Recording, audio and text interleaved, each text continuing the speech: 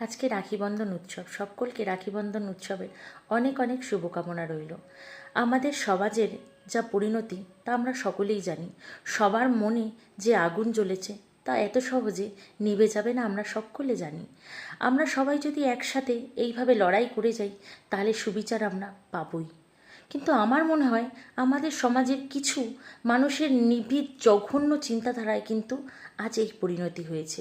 আমরা অনেকেই দেখেছি ছেলেদের এটা শেখানো হয়, তোমরা কান্না করবে না, তোমরা দুর্বল হবে না, তোমরা সব কিছু করতে পারো। এই ভুলগুলো কিছুই না।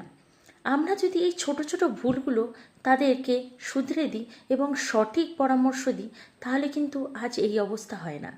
আমরা এখনও পারি আমাদের ঘর থেকে, আমাদের বাড়ি থেকে এই জিনিসগুলো তৈরি করতে। আমরা যদি আমাদের ছেলেকে, আমাদের সন্তানকে এই শিক্ষা দিই প্রত্যেকটা নারীকে সম্মান করা উচিত, আমরা যেমন দেবীর পুজো করি, তাহলে কেন আমরা